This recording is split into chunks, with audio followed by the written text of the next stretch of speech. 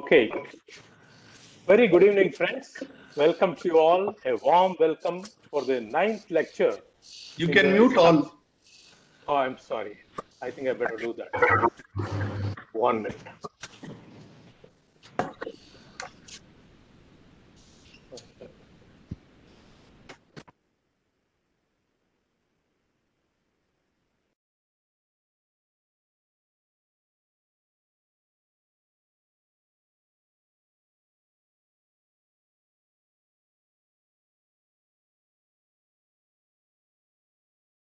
Okay.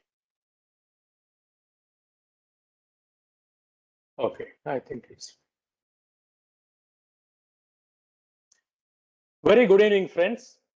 A warm welcome for the ninth lecture in the structural engineering series organized by Association of Consulting Civil Engineers India through one of the association's most active and purposeful wing, ACCE Institute's working group under the leadership of Dr. Ajit Sabnis. Today's presentation is on design of precast concrete building structures. Precast concrete construction is gaining ground due to the intrinsic advantages of less labor, fixed time, fixed cost, durability, buildability, and eco-friendly systems. The challenge in this field is training of technical manpower in planning and design of the structures and supervision, standards and practices, and adaptation of multiple technologies. It is very important for every civil and structural engineer to keep abreast with the technological advances along with planning and design. In today's lecture, the speaker will discuss on various aspects of planning and design process, design standards, jointing methods, various types of elements, structural systems, and technologies.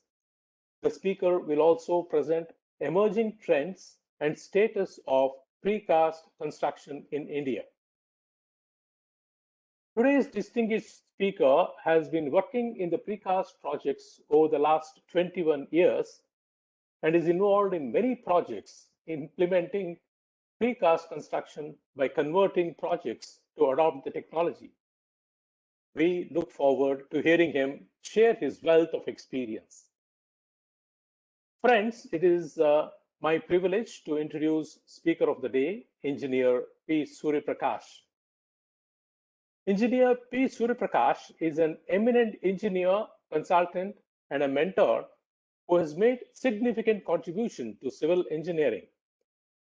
Having obtained his bachelor's degree in civil engineering from JNTU UK and MS in structures from IIT Madras, Engineer Suryaprakash established Mrs. Satyavani Projects and Consultants Private Limited. Engineer Suryaprakash has handled several prestigious projects during the past 3 decades in the field of civil engineering. As a detailed list of his handling prestigious projects have already been informed to this august audience during his earlier presentation in this series on 27/2/2021, I restrict, with his permission, to mentioning of related information of today's topic. Engineer Suryaprakash has founded Pre-Engineered Structures Society, PSI, and organized workshops in the name of PEPSCon to promote the technologies and also spread awareness about the technology to get wider acceptance from stakeholders. He is also the founder and mentor of Smart InfraEst, a trust dedicated to civil engineering for enhancing employability and employment. He has also authored a book on design and implementation of communication tasks. I hope all participants, students, engineers, consultants, and construction engineers will have great takeaways from today's lecture. With this, I hand over the platform to Engineer P. Suryaprakash for enlightening us on the subject matter. Engineer Surya Prakash. I'll just unmute you.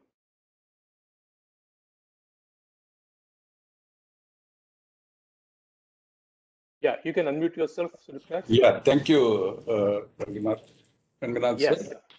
This is a very great opportunity for me to interact with all the fellow professionals on sharing my experience and knowledge that I gained in the last 2 decades in this area of precast construction. And thanks for your good introduction. And good evening to all the participants today. And I'll be, without losing much of time, I would like to start sharing the presentation and start my lecture on this today's topic of design of precast concrete structure, but with a special focus on buildings. So, yeah. You're able to see the presentation, sir? Yes, sir. Thank you. It's fine. So this is part of the structural engineering series lecture, 9th lecture as informed earlier. And for me, it is the second one. Thanks to the organizers for giving me this opportunity. And today's topic is planning, design, and of precast concrete buildings, particularly. So I had the opportunity to work on precast buildings to the tune of 2 million to 3 million square feet in the last 5-6 years, particularly. And earlier I had the opportunity to work in projects in US, as outsourced about 12 projects we did in US. So I'll be sharing that experience today. The overview of my topic, is introduction to precast concrete construction in India. And I'll share a little bit of precast technologies that are available in India and elements that we can consider in design and structural systems in precast construction, analysis, a little focus on analysis, and element and joint design. Please understand here, I'm not going to share the formulas or method of design, get into the design particular, but I'll give the concept of the overall design because all of us are engineers and structural engineers particularly. I presume that it's only the concept, how it differs from traditional reinforced concrete design only I'll explain. And then a special focus on storage, transport and erection loads, the stresses that we have to verify, and general precast that is available for buildings, particularly in residential, commercial, and warehouse segments. So this is already, most of us know what is precast. It's a construction product, basically, produced by casting concrete in reusable molds. Normally, we use the formwork, but in precast, we use the molds in the form in shape of a mold, like and then in a controlled environment. In fact, we all know the genesis of precast was in cold countries where you have limited window of being able to make proper concrete, and so they had to do this controlled environment. It all started in the northern hemisphere first, and slowly it spread everywhere. And another great advantage in pre-engineering is pre-engineering, and in pre-engineering compared to steel, concrete gained more importance in particularly in the United States because of its fire resistance, basically fire rating, I would say, better fire rating. So that's why precast has gained a lot of importance in the last 6 decades, I would say. And in India also, we have had precast in the last 5 decades, but somehow in the initial stages, because of our restricted economy, it could not spread faster. But in the last 3 decades, thanks to opening up of our economy, and we are able to get access to all the equipment, and also we are able to design the precast, and many leading companies in the world are focusing on India now because of the potential in the market. So in short, the proposed structure, we can break it down into parts like what we see here, elements, whether it is walls, whether it is beams, columns, or roof slab, and many parts, including the foundations. So it is a possible thing now. And the advantage of precast we can see in the comparative pictures here. And it's an industrialized product now. And so the quality we can see, and also the safety, you can see how precariously people are working here. And same way, the condition of the site and number of activities in conventional construction versus the simple erection process. A 1 lakh square feet of building can be done in a span of 1 month itself. That is the possibility in precast. So we can save huge time, estimated to be about 55% compared to conventional technique. And the dimensional accuracy, as we all know, the tolerances in precast can be as low as 1 to 2 mm, and a perfect finish in concrete and permanent finish. That's why we say permanent is, we all know that in the conventional construction, we go for rendering plaster, cement plaster, and or stucco and all that. Whereas in precast, we can do the finish with concrete itself. We can do acid etching, we can do textures, and you can see the here. So it is a permanent finish that we can achieve, and durability also can be enhanced because of the quality of the concrete in the controlled environment. So we say it is eco-friendly also because of the minimizing the wastage. You can see here the picture, I have put the comparison and how the precast site looks and how a conventional site looks. And it is lesser labor dependence, particularly in the current scenario. We all know we are passing through the toughest times for construction. They simply think that night curfew is okay, but for construction, night curfew is the biggest challenge. We have sites in Hyderabad where we are allowed to do concreting only in the night, and excavated material we can dispose only in the night. And if you have night curfew, imagine how we can handle the construction sites. So it is with this kind of technology, precast, we can handle this kind of challenges and risks very easily. That is the advantage in precast because of the lesser time of window that is required for executing the precast construction. So now let us come to the quickly methods of implementation, the production technologies that are available. I'm sorry, I'll not allow annotations. Please don't send requests. It will be disturbing me. So no annotation, please. Towards the end of the session, you can ask questions, or you can put your questions in the chat box, or suggestions also. So production technology, the phases of production and the products. Now there are a lot of technologies available in precast itself. Like earlier, there used to be only column, beam, and slab. Now the way we produce walls also, there are so many different technologies. Like we have the flatbed production of wall, we have the tilting bed production of walls, we have the battery mold, and we have the carousel battery mold. And now we have reached the next level. We have even got the modular precast. That means a flat I can construct with just two parts actually. So that is the advanced stage we are in. And in India, we have all these technologies available now. We can do and already implemented in India. So it is very good, very important for all of us to get updated on these technologies, which I'll be sharing as we move forward. And the transportation and erection of products. The biggest restriction or constraint that we have in precast is the approach, access to the site for transportation of the products.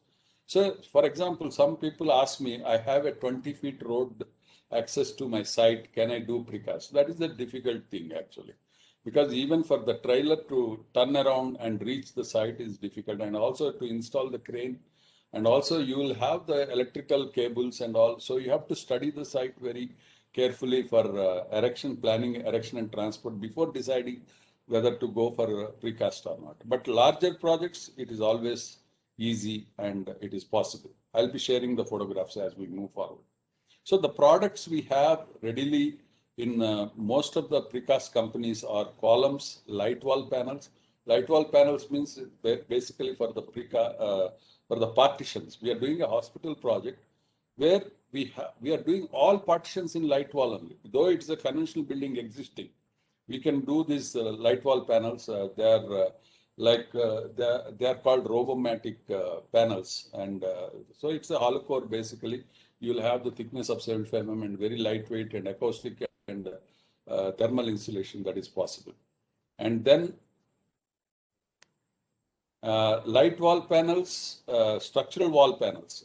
This we all know, shear walls, which is very much essential nowadays for high-rise building, and or even normal buildings also we can use the structural wall panel because we can avoid all the masonries and plastering and all. Double T's for large spans, single T's, and for particularly multi-level car parks, double T's will be very advantageous, and inverted T's which are used for giving a flush surface and supporting these slabs and double T's.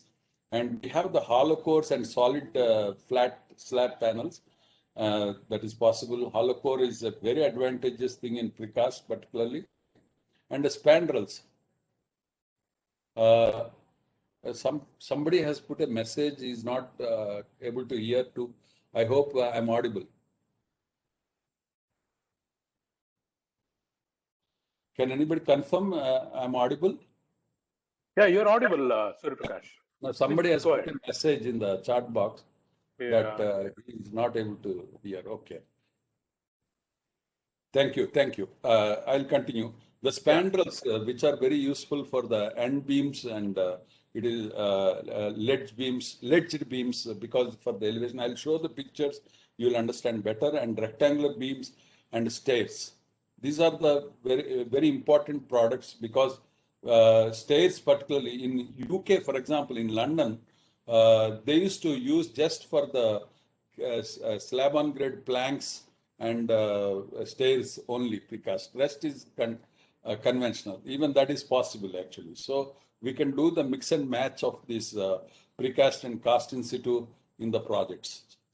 So with this basic inputs, so this is the multi-level car park you can see, and here you can see the spandrels. These are the spandrels and a structural wall panel for the elevators, and then you have the columns with corbels, and then you have the double T's. Double T you can span up to 60 feet, 18 meters. You can have double T with very least reinforcement and less concrete thickness. And other structures, like we can even do the portals and the water tanks, all it is possible to have the precast. And here also you can see even the U-shaped beams and channel type beams, and we can have the double T's here. You can see the double T.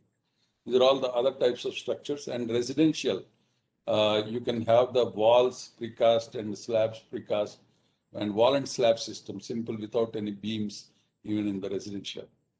And these are all some of the precast elements with the cast in situ joint. It's a kind of hybrid jointing system. So you can have this also. And this is the battery mold, which I was talking about. The difference between flatbed and the battery mold is, in battery mold, you can have the double surface form finish actually. That means for the wall, both sides you will have form finish. So if it is a flat bed, you have the trowel finish on one side, and one side you will have the form finish. So that is the advantage of the battery mold. You need not worry about the finish on both the sides. So this is in Hyderabad only. This plant was set up in Hyderabad for a particular project, residential project particularly.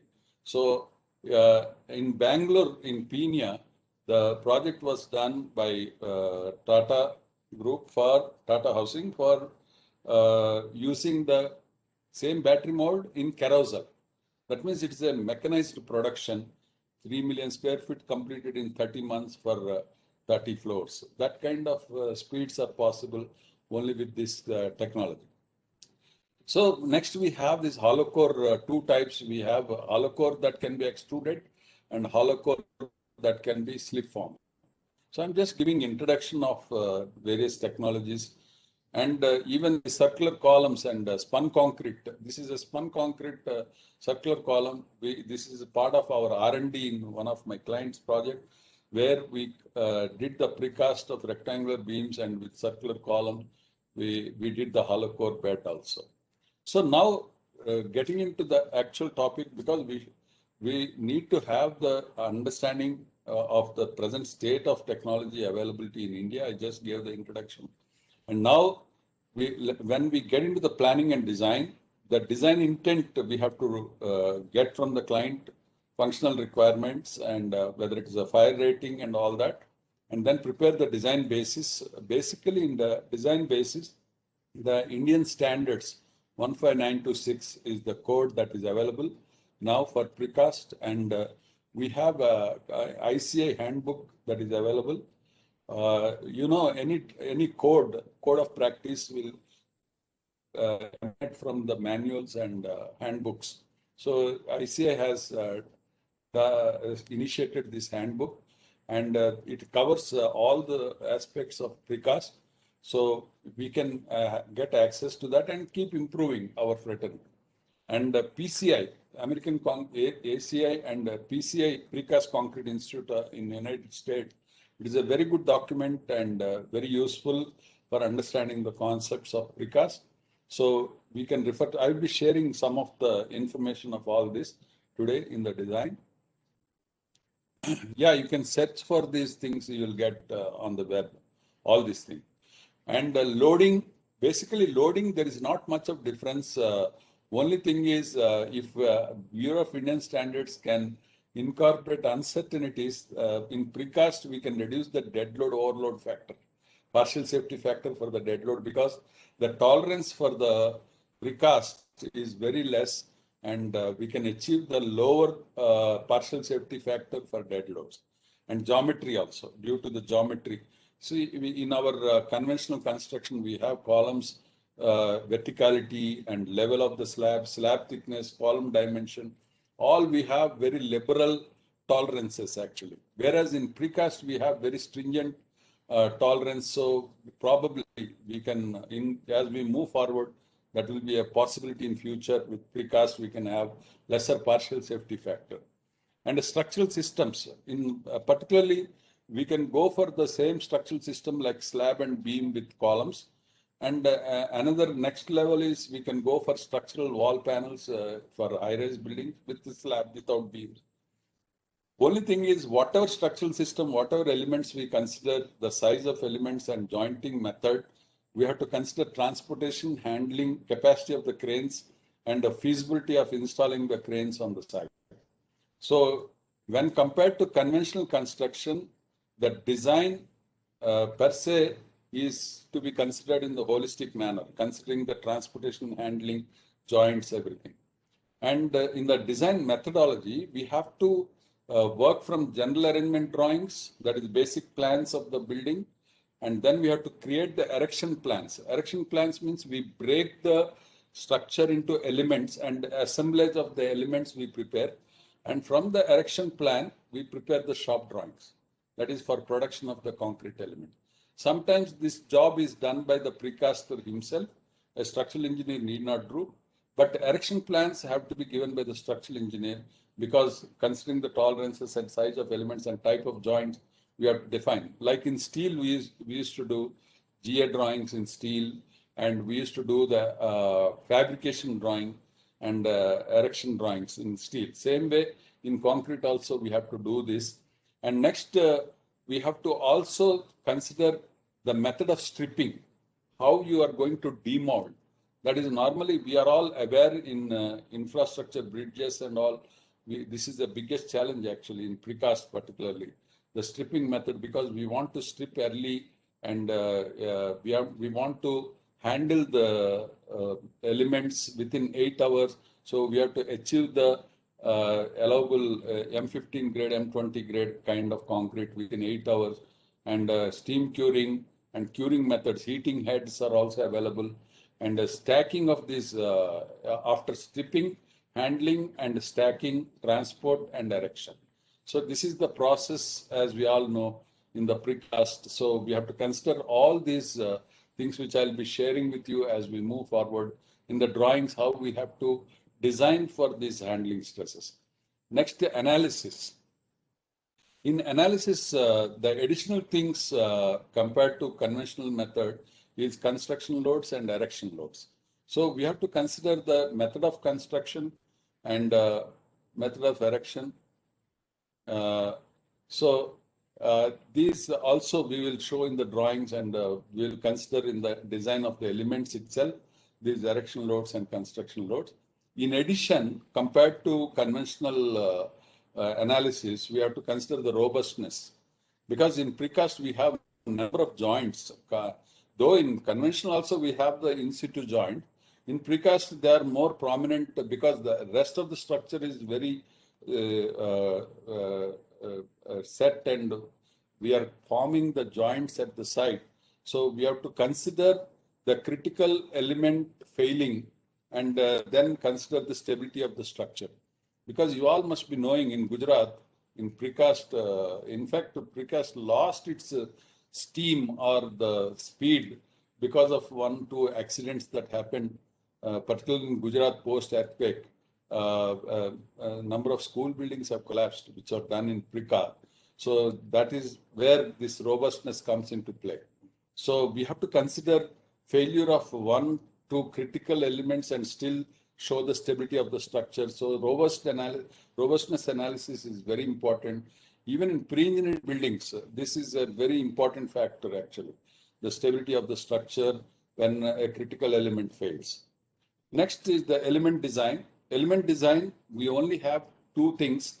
In fact, we have reinforced concrete elements, we have pre-stressed elements, and we have combination also, reinforcement and pre-stressing. So that won't change much when compared to this. But joint design, we have to consider all the stresses in the joint and design separately the joint. In the normal, our conventional RCC design, we extend the reinforcement and we follow the SP34, that's good enough. But in precast, we have to consider different methods of jointing, which I'll be sharing as we move forward. So stringent quality is very important. So the quality norms, we have to go to the next level when we do in precast particularly. And the reduced tolerances and reduced partial safety factor. This we have to work for as a fraternity as we move forward. That is when we have the advantage of going for precast because of the stringent quality and reduced tolerances. So I'll just show you some of these elements which I'm talking about, the detailing, the level of detailing that we do. This is a column drawing. As you all can see, this is the reinforcement and all these joints. For joints, whatever inserts that we give the details. So this is a typical shop drawing, and this is the base plate with the erection bolts that you can see here. And this is the base plate orientation and erection bolts, and the corbels for the shear connectors or anchor rods. You can see here. And here, this is what I was talking about, stripping method. I'm defining the method of stripping here for the column, and this is the stacking. You can see one or the other will be stacking these columns, and then transportation and lifting and erection. So here you can see the hinge that is shown here. That means we'll be lifting. So this is a simple drawing, but we have to make these drawings like this for all conditions of the handling and erection. So this is the reinforcement detailing. We almost do the drawings in 1:1 to check the reinforcement because it will go into the mass production. So we give the drawings sometimes even in 1:1, which we do in steel also. You all must be knowing for fabrication. So these are the cross sections and base plate details of this column. And this is a double T drawing. You can see there is almost no reinforcement, very less, and this is the pre-stressing strands actually. So this will be a double T. The thickness of the web is almost like 3 inches, 2 inches kind of thickness of the web. And here we'll have the screed over, so we'll have 2 inches only the slab. So it acts as the shuttering also. And after the screed reinforcement, and why we go for screed particularly for diaphragm action. We don't want to depend on the joints alone for the diaphragm action. We all know for earthquake resistance, diaphragm action is very important. So whether it is double T's or hollow core or solid wall panels, we go for in situ screed with the reinforcement in all the precast things. So that it will also help when we do in situ screed for embedded conduits, electrical or communication cables and all that. So this is you can see the double T edges and detailing, all the edge reinforcement, the shear concentration and all that. You can see bearing also capacity. So these are all the detailing that we do for the double T. And here you can see an interesting, even a portal can be precast completely. So if you have the transportation facility or this one, and for that portal, you can see this is the stripping and this is the stacking and this is the lifting and erection. So these are the drawing. In fact, for this drawing indicates that we have checked for these conditions, the stresses in the elements. And this is the column base plate with the erection bolt provision, and then we grout it. So this is the typical portal frame. And hollow core, this is a hollow core. Again, hollow core is an extruded thing mostly, and it's completely pre-stressed with no reinforcement, because extrusion, when you do, you can't have the reinforcement in the panel. But in the panel, we provide the pre-required openings and all. It will be cut in the factory openings, and then our embedded parts also will add in the factory itself and then supply to the site. So this is an inverted T-beam, another type of element. And if you see the cross section, this is the inverted T. So this is the reinforcement detailing. For inverted T also the same stripping, stacking and storage. And this is a structural wall panel, the solid wall panel. You can see these corbels are given for beam supports or the slab resting. And then it is all detailed with the reinforcement and all that. So here it's a spandrel. Next element is a spandrel. I'm just giving some examples so that we all are clear. And these are the lifting hooks, loops actually. Lifting loops are provided here for the spandrel. And the spandrel position of the loops are designed so that the center of gravity is matched and no toppling while doing direction or handling happens actually. And this is the stair. So you can see the stairs are cast with the steps in the downward position, form side, steps in the form side, and then trowel finish is in the soffit side. So you can see here the stripping, stacking, handling things we have provided here in the drawing itself. So this design is same as what we do, except that we have the joints for the end connections.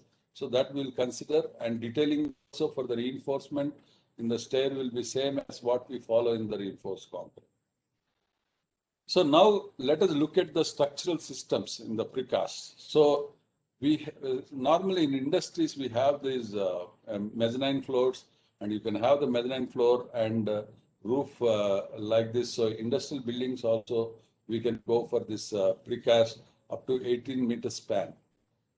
And we have these low and high-rise buildings up to 30 stories with the same column and beam system. Only thing is the column verticality, you can see there are no joints. We can cast up to 12 meters. That means 4 floors you can have the single column. And beams and then slabs are erected with this. And high-rise buildings, normally we go for the shear walls, and then the shear core will be there with the structural wall panels, and use the light wall panels for the partitions. And this is the portal frame system and skeletal structures like same column and beam with the partition walls and facades. Also, you can have precast, very interesting designs. I remember in Pune for Infosys parking garage, they have won many awards because of the precast facade for a parking garage, multi-level car park. And wall frame structures, that means wall and slab, basically. It's a beautiful system because slab has got the beautiful rigidity for diaphragm action and the shear walls. Wall and slab system is quite possible in precast for high-rise building. So here you can see complete, even you can have the sandwich facades to reduce the heat ingress into the buildings, which is a green requirement to reduce the air conditioning loads. And then load-bearing cross walls also you can design, and central core with concrete and hollow core floors and stairs and sandwich facades. So a complete building can be designed to be precast, and we can use the same ETABS for analysis for wall and slab system. Only thing is the joint forces that we get, we should be taking for design of the joints, separate system, which I'll be sharing as we move towards the end about the joint design.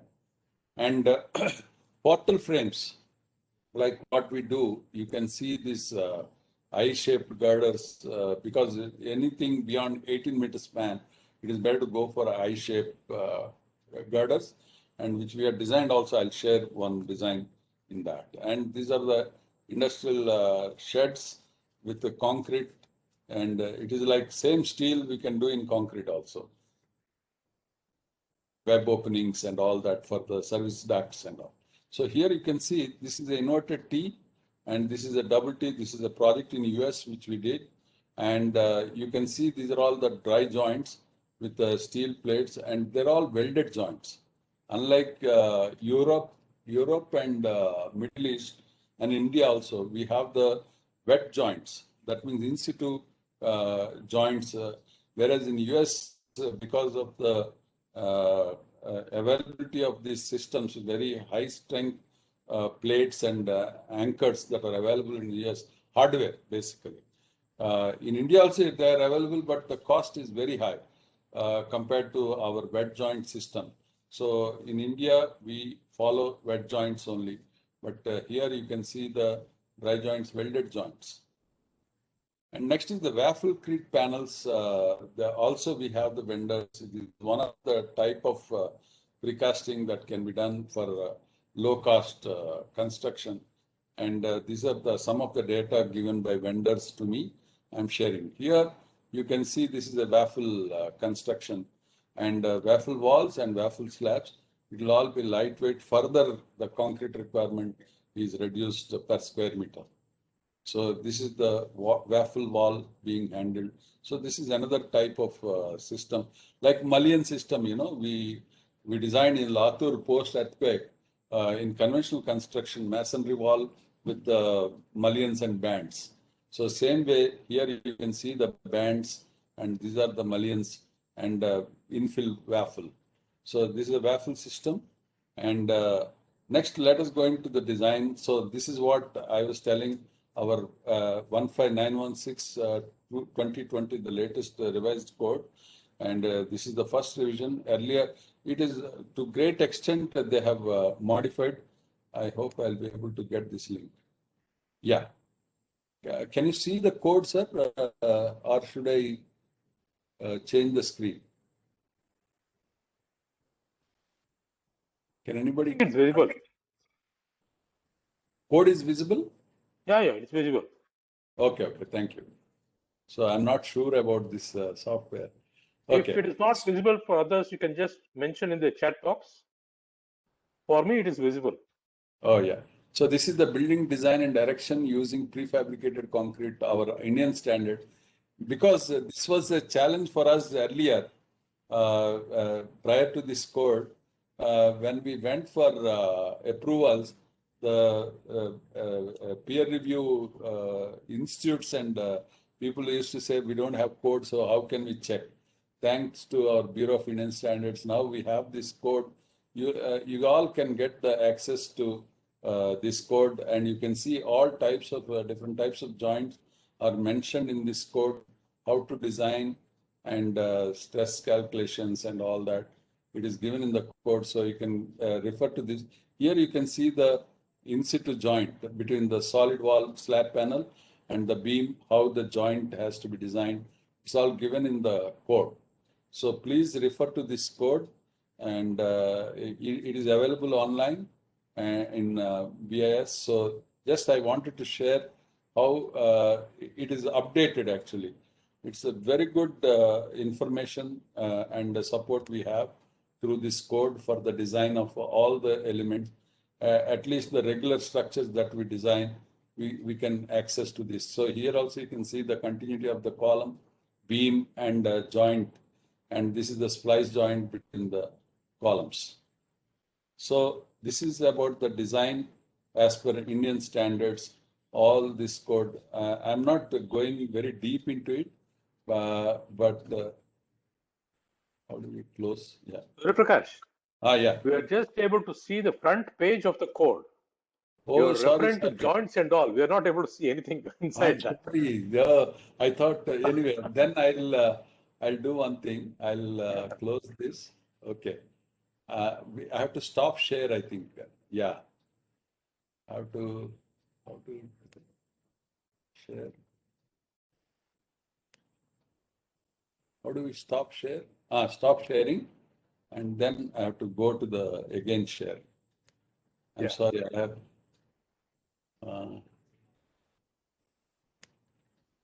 That's why I had doubt. That's why.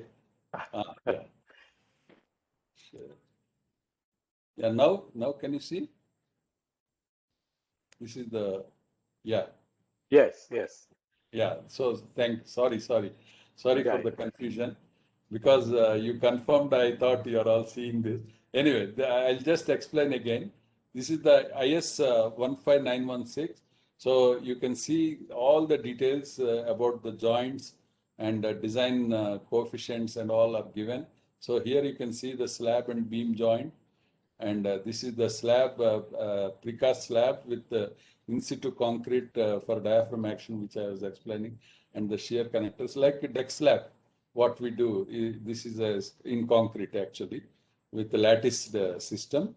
And so you have these column beam joints and column to column joints. This is the beam and slab joint. You can see the design in IS code. It is given, and the columns to column. I'll just show you. I'm just showing all the pages so that you will have an idea. It's a comprehensive code, I would say. I'm sure it requires further development, but it's much better than earlier condition. So this is the joint between the columns. And so all the types of joints are given for in situ. This is the 4 beams joint junction. You can see, and this is the beam to beam junction, and this is the column to column junction. All the joints and splices details are given in this code, so you can use this for the design of precast frame members.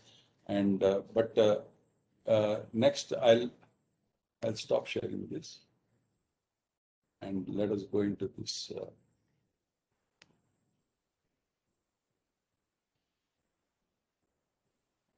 Yeah. Now you are getting the PPT. No? Yeah. So next is the ICA handbook. I'll just show you the contents of this handbook also. I think again now I have to stop the previous one. You're not getting this handbook? Only the car page. Yeah. What is the writing? Yeah. I'll again do the same thing. Stop share and open that. Okay.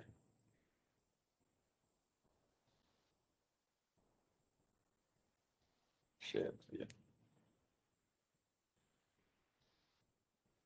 Yeah. Yeah, this is the ICA handbook. It has got almost like 13 chapters.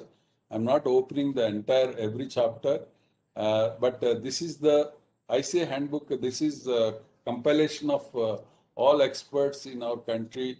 They formed a committee and drafted this handbook for giving information on the standards for precast concrete design.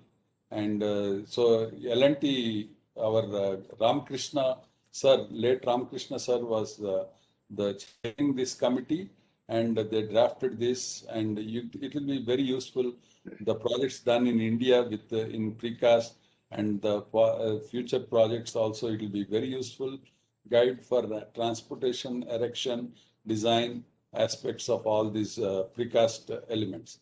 So I'm just opening all the possibilities for you so that you can access to these books. And so this is the precast projects done, and they have shared the information in this.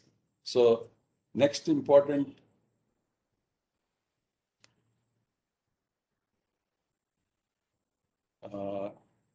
is the PCI manual. This is a US, it gives, I think for PCI I covered in the presentation itself. Okay.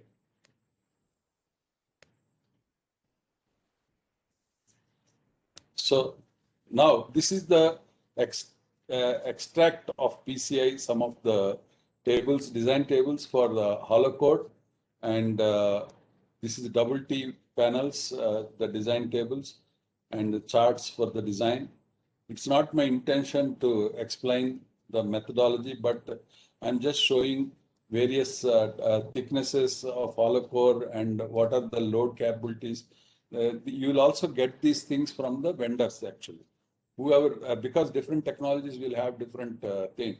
So you should ask from the vendor these capacity charts and tables, and use them for the design for in the overall element design for the columns, beams, and these hollow core panels. So these are the design charts, interaction curves, and columns for reinforced concrete and double T's, three-top double T's, and this is the different designations of different vendors. This is given in PCI manual, and this is the inverted T-beams, depending on the designations, different designations you can see. And this is the, so they will give the section properties and capacity. This is the load span capabilities of these beams depending on the load that is given. So you can decide and design these inverted T's. So the next important is, as a designers, we should also understand the method of casting. So this is the inverted T-beam, for example. You can see the casting with the form in place, and it's a casting bed.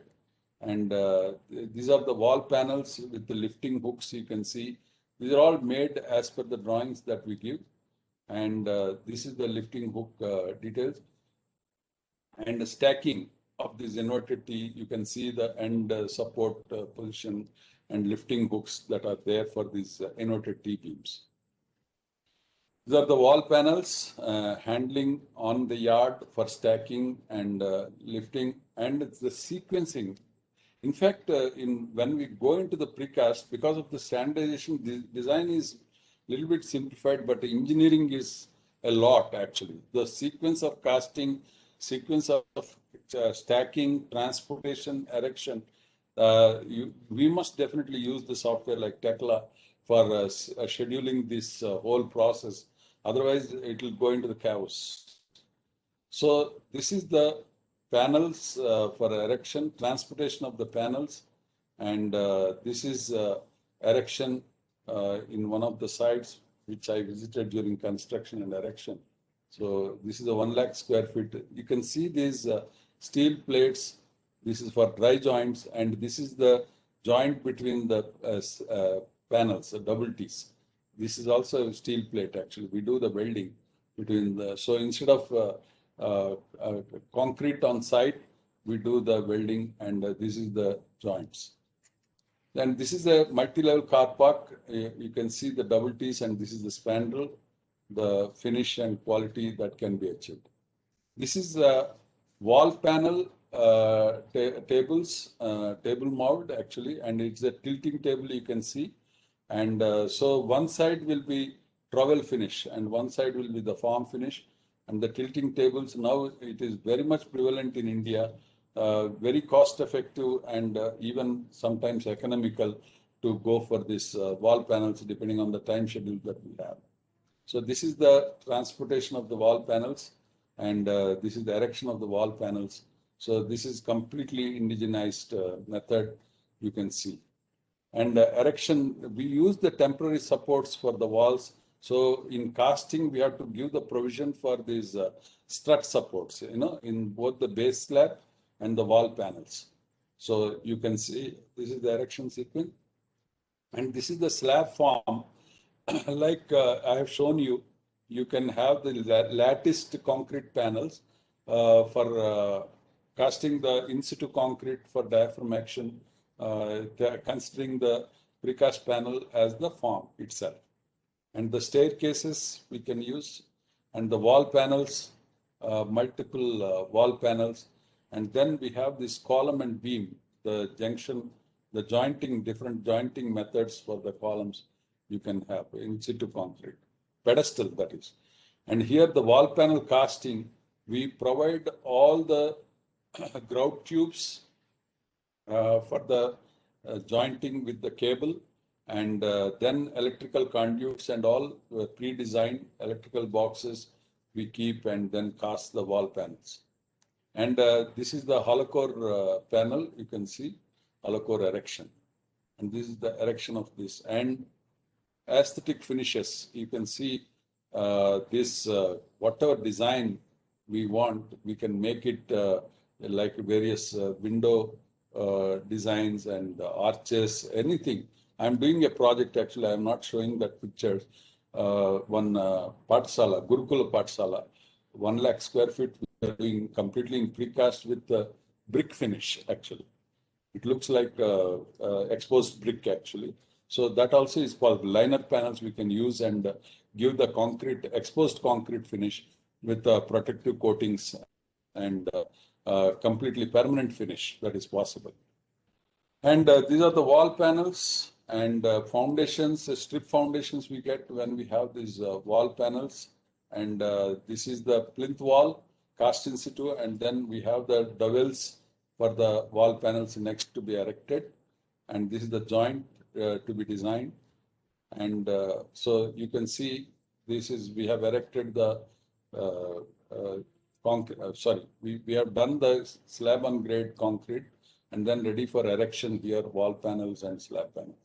So this is the photographs of actual site in progress actually. The advantage that we had was we completed 11-storied 4 towers in 4 months actually, finished residential buildings. So that is the advantage of this. We lost some time because of the handing over of the site and all. Out of 37 towers, last 4 towers we completed in 4 months. So that is the advantage of this precast. And you can have these walls, this is the modular thing. Lift well and all, you can cast like this also, U-shaped panels. These are all the wall panels. And so this is the transportation of the wall panels, and even Sajja, you can cast precast itself, you can see here. And this is the erection in progress, wall panels. And so this is the strip footing precast also for the, so even foundations, sometimes you can do the precast. So planning, when we start, we have to decide what all we want to do the precast. Here, for example, we decided we do only the main walls precast, and this we'll do casting masonry walls in situ. Or you can use the light wall panel. Depending on time available, we can do that. We did that planning. So this is the development of this. So here you can see these are all shear walls. And here we don't have the wall. We'll do the masonry. So in one direction, we have this thing.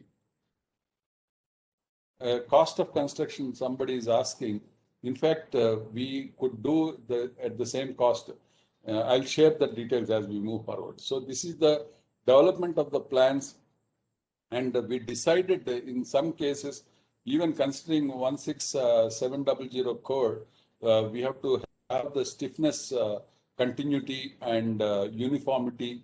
That also symmetry in the structure to avoid participation, less participation factor, and all that. So we have managed all that, and we could develop the precast framing that will have the uniform stiffness.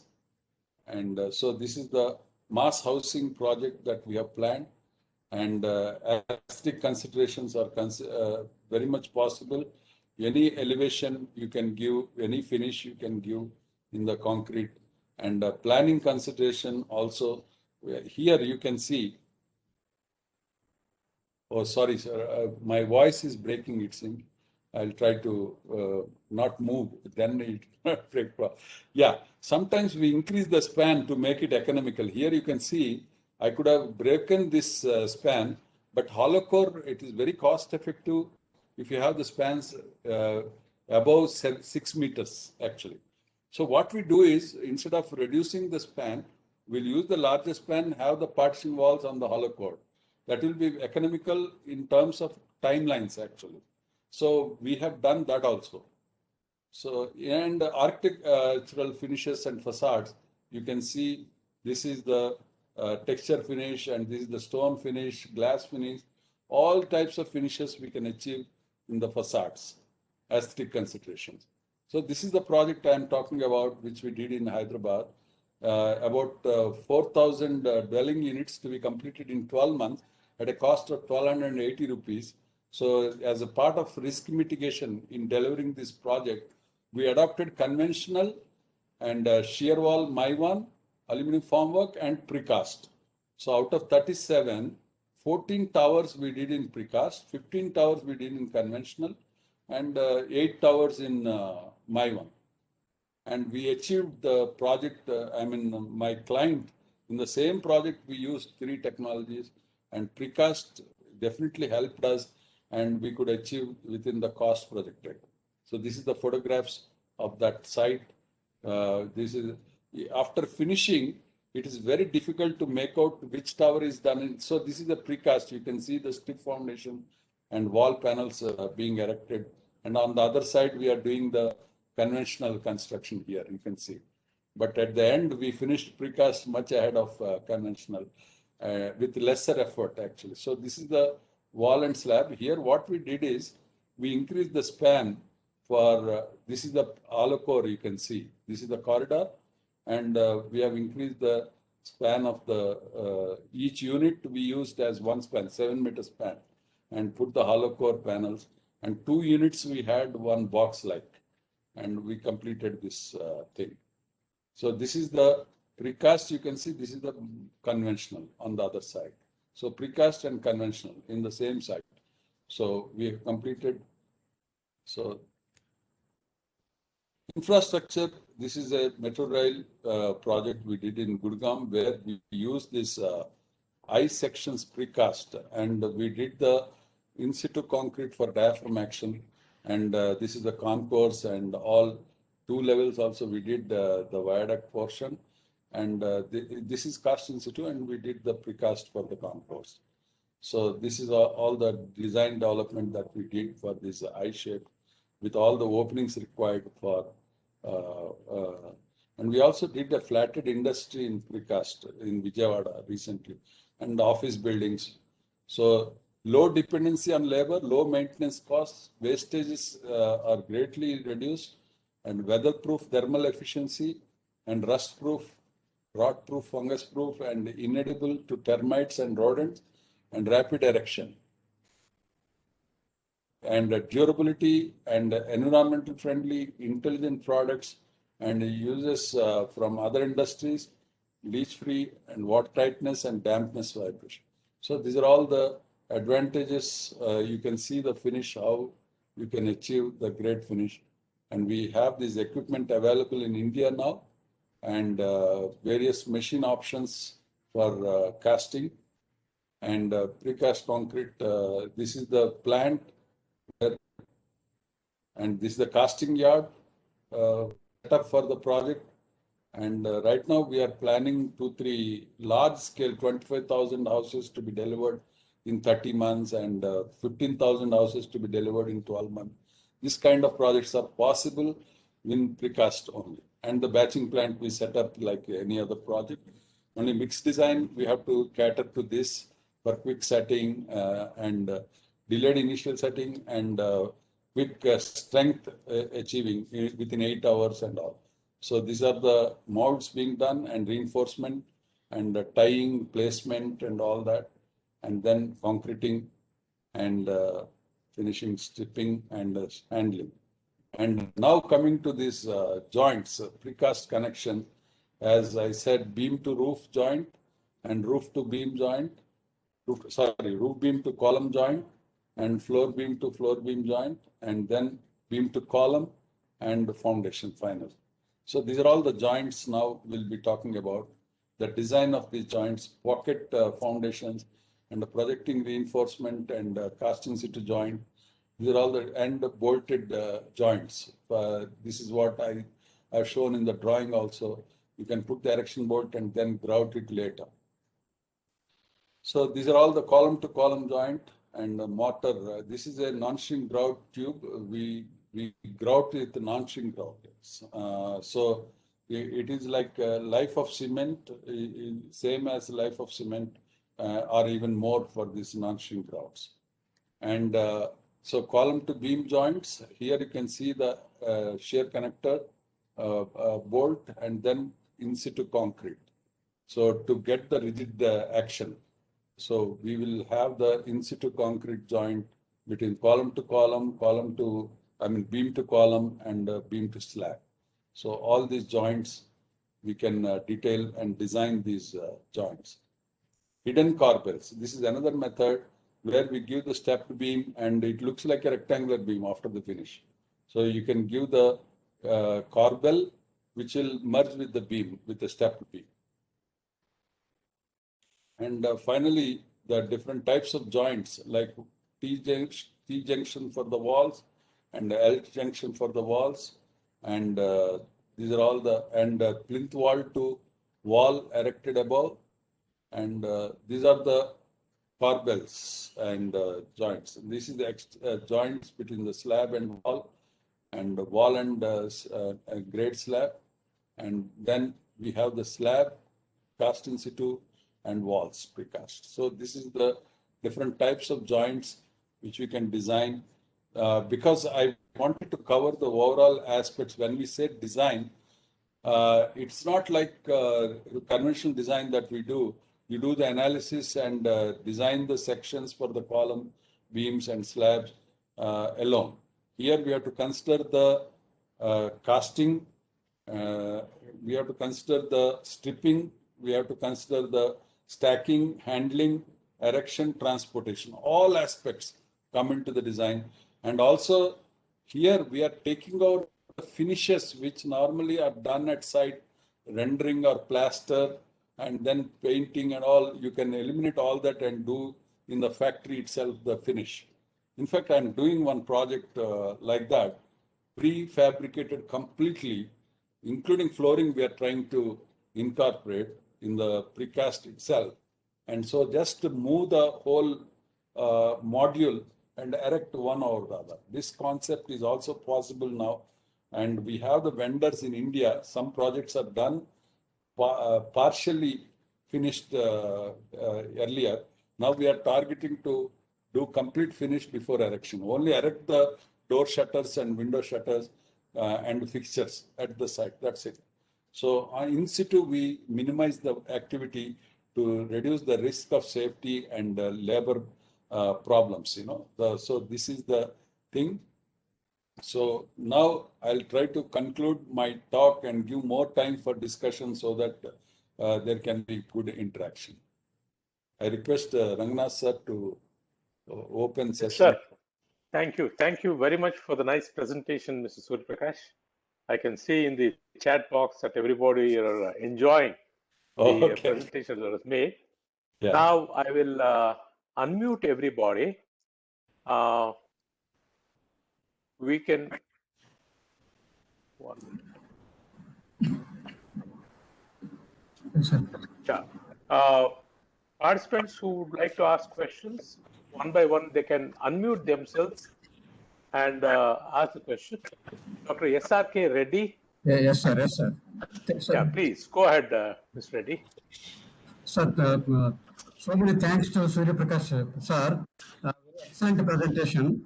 Thank But you. I have a doubt because we are also designing the structures against earthquake forces also. Yeah.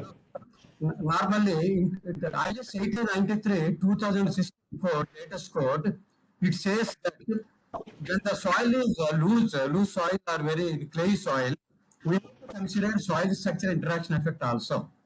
Yeah. In case of precast structures, so how they behave when you consider soil structure interaction also? In fact, as I mentioned, for the analysis, we don't differentiate whether it is precast or cast in situ, sir. Only thing is the robustness, as I mentioned in precast, is a compulsory thing because we consider the joints to be weak when compared to the, in relation to the main structure elements actually. But when it comes to the soil structure interaction, we have to do the same method that we follow for the conventional structure. Because foundation mostly, in most of the cases, foundation is cast in situ. It is as rigid as any cast in situ, whether it is a raft or isolated footing with a grade beam or plinth beams, or we have to model the same way as we do for conventional structure. And the second question is, what is the material normally used for jointing? Because it's very important. And precast is as strong as the cast in situ jointing. It is actually we use the non-shrink grout, the cementitious material only, sir. And particularly for cast in situ joints, like even in conventional structures, when we are doing the post tensioning, when we have to repair the joints, we are using cementitious non-shrink grout in the concrete itself. Instead of cement, we replace the cement with non-shrink grout so that the shrinkage problem we can handle in the joint. Same way in the precast, all the in situ joints, it is my suggestion to go for non-shrink grouts. Thank you, sir. Thank you very much. Thank you. Thank you. Thank you, Dr. Reddy. Ranganath, in continuation with Reddy's, Dr. Reddy's question, yeah, Surya Prakash just wanted to know, I mean, the behavior of this precast models and especially the joints, if you have come across on the shake table excitation. Yeah, shake table, in fact, we don't have a prototype testing anywhere, but we can do the modeling and they are done actually. I came across 1 or 2 tests done on precast model, and here we can't differentiate the joint in precast and joint in conventional. In conventional also you have the bolt joints between the column and beam, and only thing is in precast the relative strength of the joint is less compared to the element. That is the only difference. So we can model that and get it tested. That's why I said robustness. The joint can fail before the element fails actually. So yeah, if it is not, yeah, if it is not cast in situ joint, and then, suppose if we go in for some kind of a mechanical joints. Yeah, that is the dry joints, what you're referring to. Yes. In the dry joints, the PCA manual has given the guidelines, like you have to consider all the forces, whether it is shear or bond and flexure and axial load transfer. All we'll check with the weld strength actually, weld strength. So, but like a base plate joint and stub joint, if the same way the force transfer will be different. You have to transform the forces into orthogonal directions and then design for that. Thanks, Susan. Okay. Sir, Thank you, Dr. Ajit. Prakash here. Hi, sir. Yeah, Mr. Prakash, go ahead. Sir, being a field man, I would like to know when the slurry is poured into the joints, how do you make sure that there are no air pockets and how do you test it? Actually, here the reconciliation of the volume is very important, particularly slurry when we use. We have to estimate the theoretical requirement of the slurry, including some wastage and all, spillovers, and then monitor, maintain the record of the consumption actually. Okay. Even in normal projects, any chemical consumption, we maintain the registers. So here, for each joint, we have to maintain the record of the consumption of the GP2 or non-shrink ground. Is there a way to test whether there is any air pockets or something like that? Pardon? Is there a way to test whether there is air pockets? Oh, that you know very well. We have to do only X-ray kind of test, which is very difficult. Otherwise, only this monitoring is the only way. Thank you, sir. Okay. Thank you, Mr. Prakash. Can I think I Mr. ask Ravindra wanted to ask a question. Ravindra? Yeah, I have a question because India, it looks like we are not able to produce precast residential requirements for mid-size as well luxury segments. Since Mr. Surya Prakash has worked in US, can he share some light on this? Because he has seen the quality product, what is accepted in most developed world, and why it is not there in India. The biggest challenge in Indian market for mid-size residential requirement is non-standardization actually. Whether it is window size, whether it is a door size or room size, everyone wants to plan according to their requirements. So that is the major challenge actually. So that's why now it is improving a lot, I would say. In fact, as I said, I'm doing houses in thousands where it is standard. I can do precast very well. Even in villa projects like gated communities, now we are introducing this precast concept for residential villas because you have the standard design.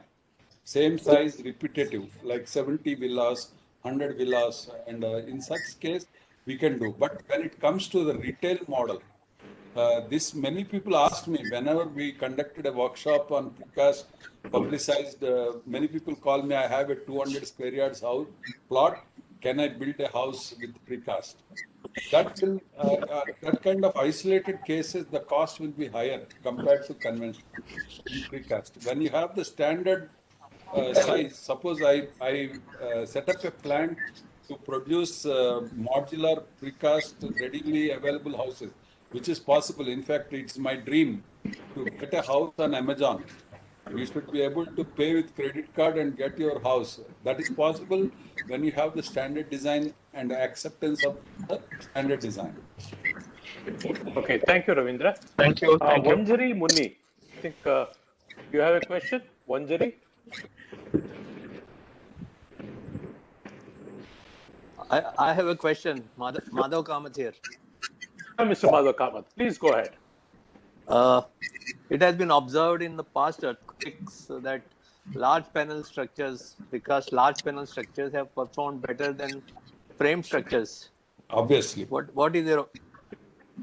Yeah, large panel, because of its inherent strength in shear capacities for the wall panels and the diaphragm action of the slab, they definitely perform better compared to framed structures. The stability of the framed structures, we must definitely check for the robustness because primary columns will fail first in the joint particularly. So because of the relative strength. So that is very important. So, and otherwise in earthquake prone zones, it is better to go for the shear wall construction with the diaphragm action. Yeah. So that must be one of the reasons why there was so much problem in the Gujarat earthquakes. No. Gujarat earthquake is a different case actually. I have visited Ahmedabad. I was there for a week post-earthquake. I have studied most of the buildings which are properly engineered and designed performed very well. Only the buildings which are not at all designed for earthquake have failed. And the precast case, which I was mentioning, also didn't have the proper joint design that time, prior to 2000. That was all. But now we have very good technologies. It can be designed for robustness also. Thank you. Okay. Yeah, thank you, Mr. Kamath. Mr. N. Venkatesh. I'm Srikanth here. Srikanth, yeah. Yeah, Srikanth, go ahead. Yeah, good evening, sir. Good evening. Yeah, by looking at all these designs and other things, what I feel is it is better that planning also has to be done by a civil engineer, which will be more advantageous than again coming from an architecture is my opinion. Okay, that is question number one. Yeah. Number two, if it is really advantageous to lead it by a civil engineer for both the planning as well as structural design and education, then the question comes here: who should be the leader of the total education? Like what the people call for the tender and all that, leading consultant and all that.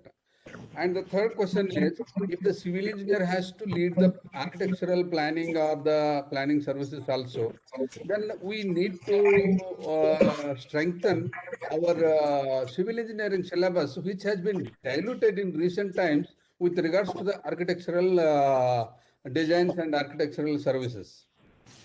Please explain. Srikanth, I understand your question, and probably it is beyond today's presentation.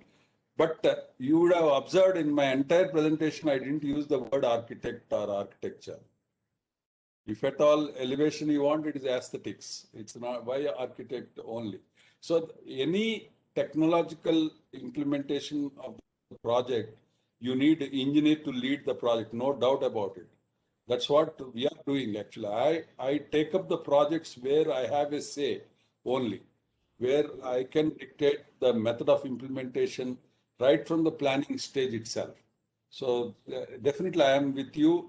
And the engineering syllabus, if there are any academicians here, it is advice to them, and I'm sure most of you must be in the board of studies also. We must incorporate planning or building planning as a part of the syllabus actually. Thank you. Okay, thank you, Srikanth. Can I come in? Yeah, Dr. Ashwath. No, Please, Mr. President. regarding the updation of the syllabus, see, people are talking about this from long time, again and again, without knowing what the academicians are doing. We are very aware that what is the requirement of the industry, and all the academicians, including the universities and the All India Council for Technical Education, is very serious and updating the syllabus very regularly, unlike earlier times where 5 years and 6 years used to get syllabus change. Even in case of BAS codes also, this comment is going on, very old, not updations. And if you look at the dynamism of the BAS codes and the syllabus, very frequently it has been revised, and only support required from the industry is they should give the inputs and participate in the discussions. Unless the practicing engineers give inputs for the updation of the syllabus or updation of the codes, it is very difficult to do the process.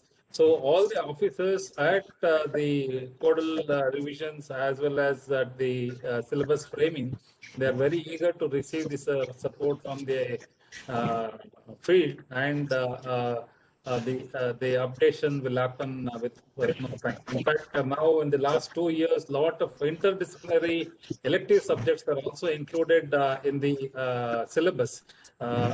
Definitely, whatever is required for the industry, it is being taken care, and more inputs received from the professionals, it will be more updated frequently. And in all the Board of Studies syllabus, Board of Studies committees, you can see there is at least 2 or 3 practicing engineers mandatory to participate in the Board of Studies of all the universities. So it all depends on how we support the academy. Yes, sir. Thank you. Thank you. Thank you, Dr. Ashwath. Friends, that was our President of Association of Consulting Civil Engineers, who has been the force behind all the activities of the association for the last 2 years. Thank you, Dr. Ashwath. Next, I think Venkat, Dr. Ram Prakash. Please go ahead, Mr. Ram Prakash. Hello, Mr. Prakash. Good evening. Good evening, sir. Very nice presentation, very comprehensive. Thank you, sir. I wish to dwell on certain points of your presentation. One is that modular design is one of the key aspects of precast construction. As you rightly pointed out, but that has to be highlighted. And, in fact, long back, 30 years back, I did a house in 60 days because a client came to me and he said, I have to leave my house in 60 days. Can you do? I have a site and things like that. So what we did was, while the foundations were being done, the roof was being cast and the walls were being cast and things like that. So even individual houses, it's possible. Only thing is, earlier days, we used to have sales tax on precast and things like that. So it used to put up the cost. But now it is still feasible. But I have a particular question for you. Yes, sir. Mostly in the East European countries and in the communist countries, precast, even in China today, precast is very common and very much used. And maybe, of course, sometimes they may not look at the cost, but sometimes East European countries are very rigid about costs.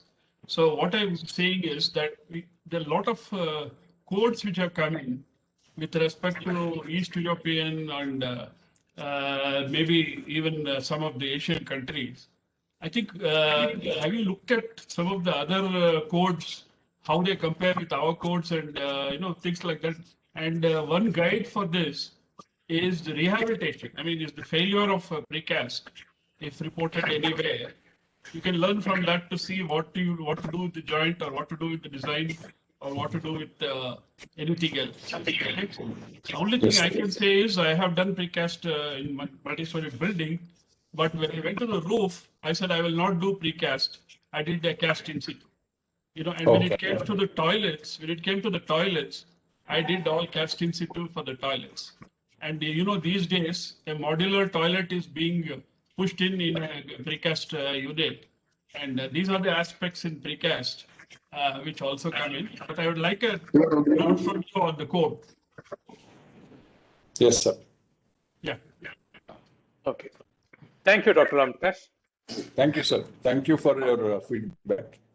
Thank you. Suggestion. I think Ajit Kumar had a question. Ajit Kumar. Yes, sir. Good evening. It was a very excellent presentation. I want to know about the thermal comforts, particularly when you are talking about a precast, which is a concrete, all walls, everything is a concrete.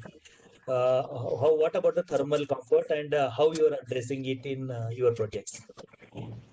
In fact, most of these affordable housing where we have adopted this concrete walls, because of the planning itself, the exposure to heat is less actually because of the cluster of buildings.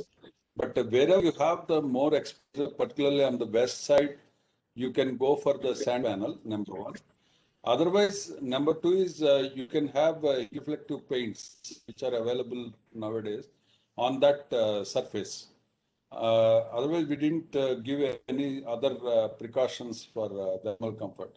I'm sure the concrete with lesser thickness of the wall will have more heat ingress into the building, and that has to be designed and tackled specific to the project. Okay, thank you, sir. Thank you, Ajit. Surya Prakash, I think there is a question. Deepak, in the chat box. What about maintenance of joints? Can you touch upon that point? Actually, as we all know, we are all structural engineers, and any building constructed requires every 5 years structural qualification of the building. I hope we are all implementing this. I do for many of the projects, and when we issue structural stability also, we must qualify our stability certificate to be valid for 5 years only, because the codes change. It requires monitoring and inspection of the structure every 5 years. So the joint maintenance, the question comes when we inspect, we have to check all the performance of the joints or individual elements and the corrosion aspects and dampness aspects, which are quite common in most of our buildings. And we must inspect and give recommendations for the maintenance of these aspects, joints and elements and performance of the structure. Okay, thank you. Sir, I have I got think- one question. Yeah, Mr. Gopal Krishna, please go ahead. Good evening, sir. Thank you, sir, very much. Thank you very much. It was a nice talk.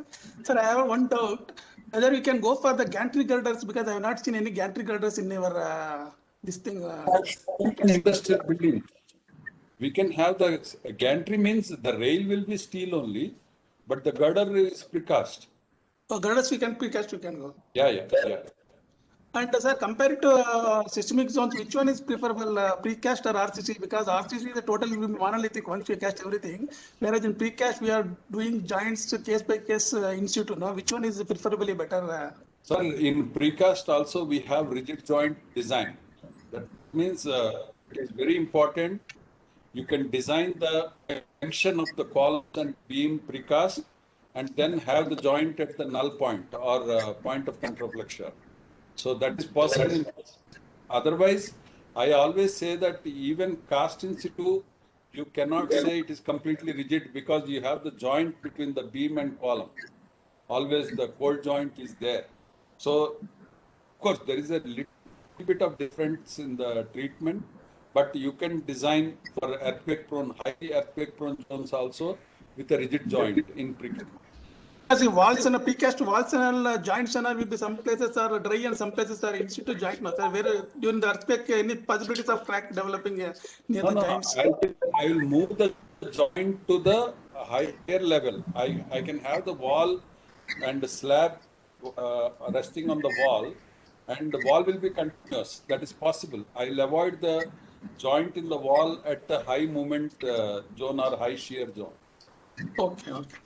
Okay, thank you, sir. Okay, thank you, Gopal Krishna. Thank you, sir. Sir, this is Dr. S.R.K. Reddy. Yeah, Dr. Reddy. Go ahead. Yes, sir. Sir, particularly in case of apartment buildings which were constructed with precast elements, cellar floors are very important. In cellar floor, the stiffness of columns are less when compared to the stiffness of the elements above the cellar floor. So probably we have to design separately the structural elements in cellar floor. Am I right, sir? No, in fact, I am against transfer girders, sir, actually. If you have a shear wall above the ground, you better continue the shear wall till the foundation. Otherwise, it cannot be a shear wall. Or you can have the shear wall with openings, which I have designed in high-rise buildings. I will definitely continue my walls down. And please avoid the columns in the below and the walls above, which is not supported by code also. There will be huge difference in the stiffness between the floors. Sir, my question is, we can construct shear walls above the cellar floor anywhere, but in cellar floors, because for car parking purpose, some limitations are there. So that's where I always say that right from the planning stage, engineer has to decide the position of the walls and plan the parking accordingly, instead of removing the walls for the sake of 1 floor or 3 floors parking, sir. I'll show you one project. I mean, for the same client, I did 2 projects. One project I did where I decided the shear wall positions and made the planning to be done according to structural requirement, where we got a steel of X, let us say, per square feet. In the other project, the client has decided the parking layout first and asked me to fit the structure in that. My steel coverage was 2X, where the wind load is very less, but still, like Bengaluru and Hyderabad. In Hyderabad, we got 3.5 kgs per square feet of steel, and in Bengaluru, we got 6 kgs per square feet of steel, just because we allowed parking to be planned compared to upper floors. So let us tell the client, if you decide like this, your structure will be inefficient, uneconomical. Okay, thank you. Thank you very much. Okay. Thank you, Dr. Reddy. I think Mahesh Can Dalwani I has ask a question? Last question. Sir, can I ask a question? Madhav 1 Kamath minute. here. 1 Hello. minute. Mr. Mahesh Dalwani, please go ahead and ask your question. I was working hard as a deputy chief engineer. In the Powai project, we have a 3S system and RCC structure of S plus 14 this thing. So the speed, strength and safety of the structure and RCC structures की जो safety रहती है sir, which one is more? Precast is more or RCC का safety ज़्यादा है sir? No, I always say that the precast will be more safe and stable in terms of the quality and durability. Yes, yes, sir. Yes. When it comes to the structural stability and the performance, we have to follow certain standards. Then only we'll be able to assure the stability of the structure. And sir, in the type of sir, joint design for the given earthquake and wind zone. But sir, in our Powai project, the precast members were restricted up to 7 floors, and we have followed the German code DIN 1045. Which year? Which year was that? In the year 1991 में we had followed the German code DIN 1045. IIT में we have gone for this comparison between the precast and the RCC. So IIT has restricted the 3S system speed instead and the precast up to the 7 floors only. Yeah, that is because of the constraint on the tower crane availability those days, sir. Now we have tower cranes with the 25-ton capacity. So we have to design the elements to be within that weight and the positioning of the tower crane and handling. And now we have even jeep cranes with the 70 meters arm and capacity of 10 tons, 15 tons. So we have to definitely consider the handling capacity of the cranes and then decide the size of element, weight of element. And you can, there are buildings up to 30 floors also with the precast. There is no limitation as such now. Okay. Thank you, Mr. Dalwani. Thank you, sir. Thank you. Nice I think presentation. Mr. Murugan, Murugan has a question. Please go ahead, Mr. Murugan. Sir, thank you very much, sir. Sir, good evening, sir. Surya, it was very nice, wonderful session. Sir, I have two questions. One is for when you go for the foundation for the subsoil, loose soil, normally we go for the piling and over that pile cap. So on that soil strata also, whether this because we can go ahead, that is one thing. We have even precast piles readily available in India, like spun concrete piles. And we can do the driving of the piles, and we can do the pile cap and erect the structure, precast concrete structure on top of the pile caps. Absolutely no problem. We did it actually in Vijayawada. Okay, sir. Thank you. In Vijayawada, we did project precast building, 2 lakh square feet on piling actually. Okay. Thank you, Mr. Murugan. Hello, Sanjay Samant. 1 minute, 1 minute. One more question, sir. Sir, what is the construction cost it is coming, sir, compared with the conventional? Can you give some examples of whether it is when we talk about the cost, Murugan, we have to consider all aspects, time, benefit, and all that. So the example that I have shown 3 technologies in the same site. In fact, precast also we did in the same cost. Compared to conventional. Same location, same building plan. We have done one in precast, one in conventional. In fact, we saved a lot in terms of risk exposure by using precast in the same site. Okay. Thank you. Thank you, Mr. Murugan. I think Mr. Madhav Kamath had a question. He had raised his hand earlier. Is it possible for in industrial buildings with precast framing? Is it precast concrete framing? Is it possible to use profile steel decks for floor elements? Yeah, why not, sir? Yeah, it's a combination. It can be done. But when we already have gone for precast, why you want to go for a profile deck? You can as well go for hollow core or sacrificial slab, latticed concrete panel. Okay. Thank you, Yeah. Surya Prakash, Thank sir. you, Mr. Kamath. Hello, Sanjay Dr. Samant N. here. Krishnamurthy has a question. 1 minute, Dr. Krishnamurthy. Sanjay Samant, he had raised his hand earlier also. Sanjay Samant, please go ahead and ask your question. Yes, sir. Thank you, sir, for arranging such a nice presentation and such a very descriptive and very deep knowledge about the precast. Please share your number and email ID for response, please. Yeah, in my presentation it was there Okay. in the last You slide. can share it again. Yeah, Okay. 93933. You can note 93933. 93933. Okay. 48484. 48484. Okay. Yeah. Dr. N. Krishnamurthy, please go ahead. I have been invited to make a comment on safety during precast construction. Okay.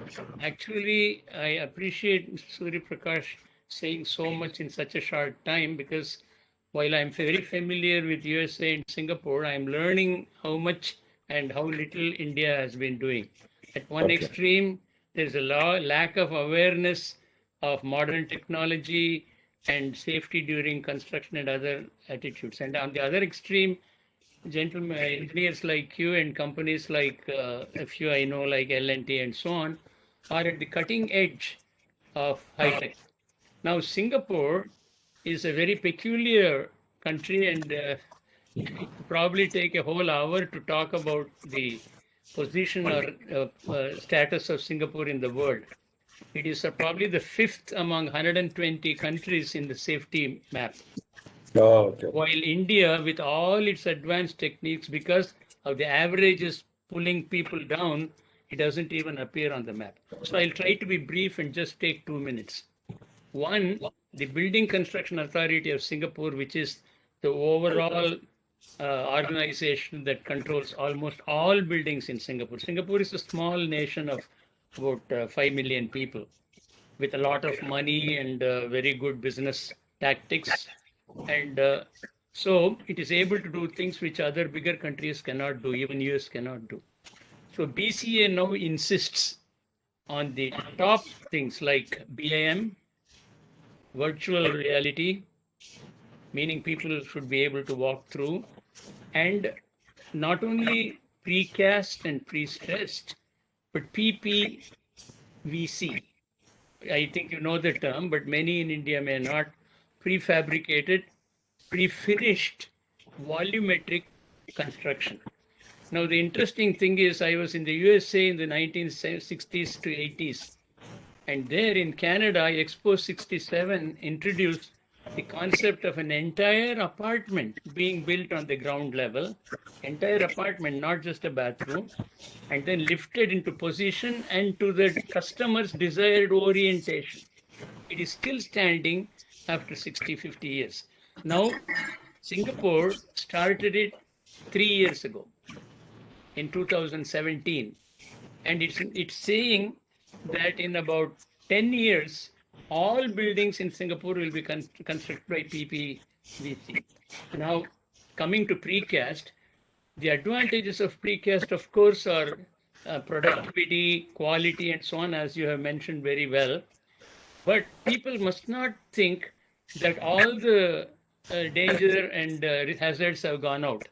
What we have done is to shift the on-site dangers into the factory. So we eliminated many quality affecting and natural element dangers.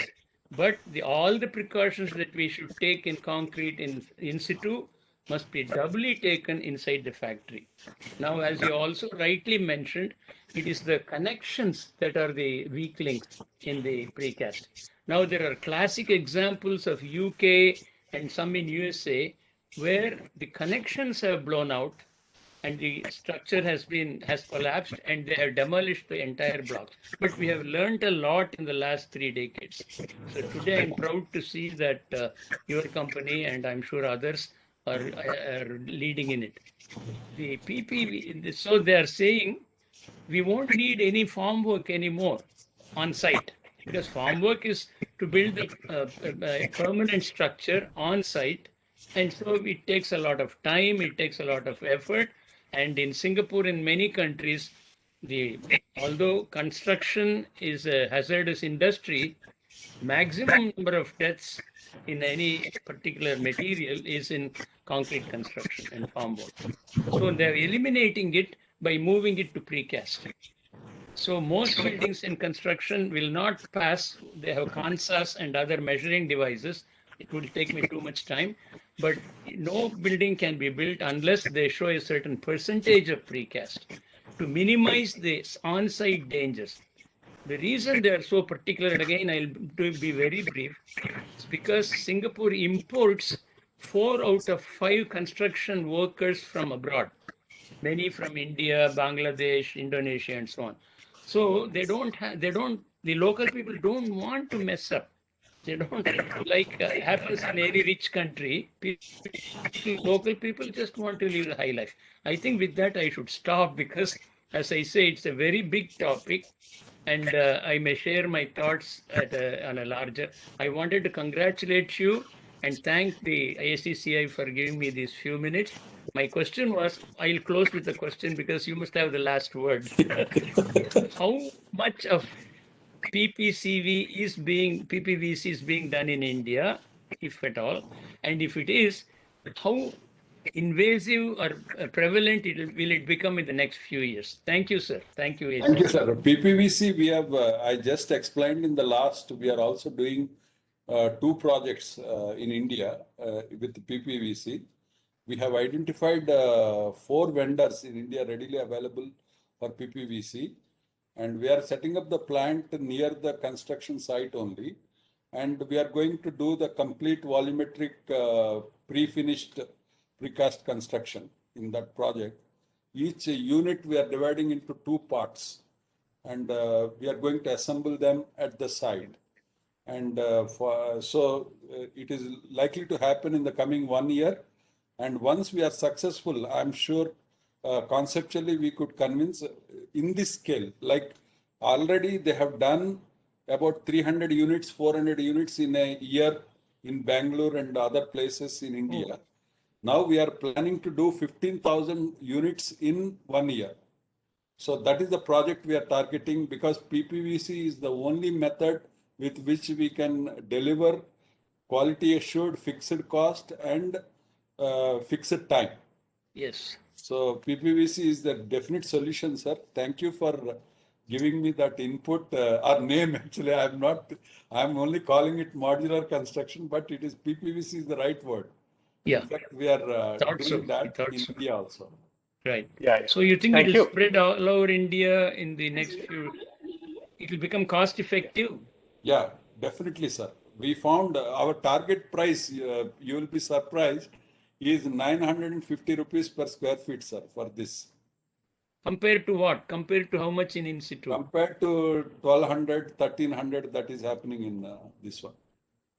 Thank you. I'm learning a lot every time. Thanks, sir. Bye. Thank you. Thank you, Dr. Krishnamurthy, for sharing your knowledge on this particular subject. And next, I think Mr. Devananda had a question. Mr. Devananda?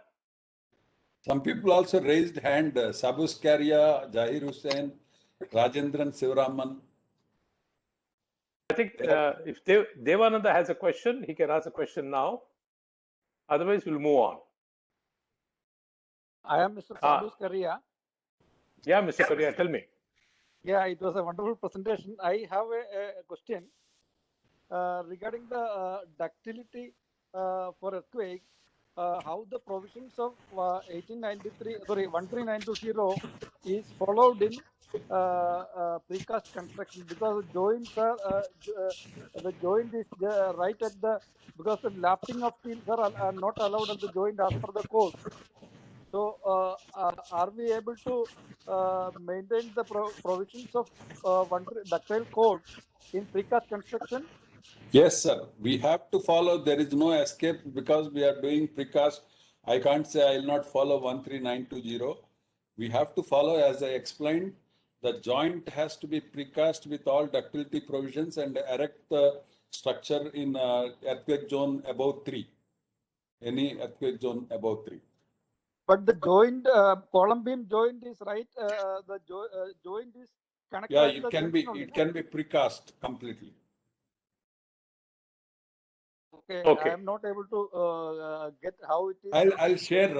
I have your number, Yeah, Sabuji. I'll share the photograph of that. Okay, sir. Okay, thank you. Sir. Okay. Thank you. Thank you. Yeah, thank you. And Mr. Zahir Hussain, you have a question? I think he has put his hand down. No. He's there, but I don't know. Maybe he's. Okay. Yeah. I think Next. Devananda. Devananda, no. Okay, Mr. Srikant Chennal, is that you? Rajendran Sivaraman. Rajendran Sivaraman. Good evening, sir. This is Sivaraman. Yeah. Hi, Mr. Sriraman. Go ahead. Yeah, I was under the impression that the precast has not picked up in India, but you are talking in numbers 10,000, 25,000 and all. Yeah. And from this presentation and some of your earlier presentations, I could understand that these requirements and the projects are all in the two states of Telangana and Andhra Pradesh. No, is not it because necessarily. of your presence and awareness creation, or is it the status everywhere in India? The PPVC project I'm talking about is in Punjab. Okay. Not necessarily in Telugu states. Even in Bangalore, there are projects in Tamil Nadu, projects happening Maharashtra. Precast is there everywhere. In Delhi also it is done. In Noida. Next. I think we'll take one last question now. It is 6:15. I think we can close the presentation for today with one last question, if anybody has. Good evening, sir. I am Shivlinga Gowda. Yeah, Mr. Thank you for thank you for your comprehensive presentation. It was very good. So my question is, suppose because you rightly mentioned that there are problems of dampness and also other than the weak joint problems.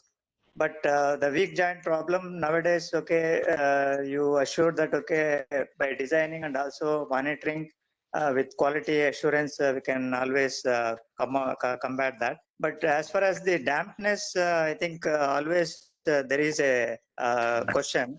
So for that, my this one suggestion is whether we can have a projection in the slab, because that is very difficult in the precast situation, precast wall situation. So if at all we want to introduce a slab projection at slab level, so is it possible or to have that, what are all the challenges we supposed to meet? No. Slab projection is quite possible. I agree. You cannot continue the slab and then erect the wall panel above. But we can have the corbels and then have the slab projection beyond the building line. With a double and continuity of the in between. Yes. Where the wall is there, we can have the hollow with the reinforced continued with the corbel casted. Exactly. So that could be done. So I think because with that, our dampness problem will be solved. Yeah. Okay, thank you, sir. Okay. Thank you, Mr. Shivlinga Gowda.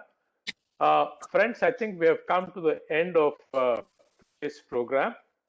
I should really thank Engineer Surya Prakash for the wonderful presentation.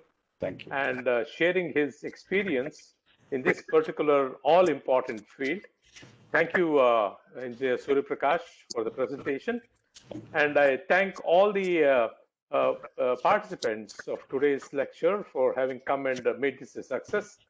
And we will all meet next week. I think next week may not be the one. Please check out the week after next week. There is going to be no lecture. We will meet on 8th. Yeah, participants, we will meet on 8th. Next session is on 8th, where the topic will be another interesting subject on alternative structural systems by N.N. Nagendra from Sterling's. Yeah. So after that will be the 15th May. on a comparative study of design software tools by Chandrasekhar. So there is, and that will be the last session. So 15th will be the last session where we will be concluding this series. And I take this opportunity also to thank Surya Prakash for the wonderful session. Thank you. Thank you. Thank you, Surya Prakash. Adit, that will be the last session for this series, and we will have many more series to come under ACCI institutes. Yeah, definitely. Construction series is will follow immediately within a month. Yeah. Okay. Thank you. Okay.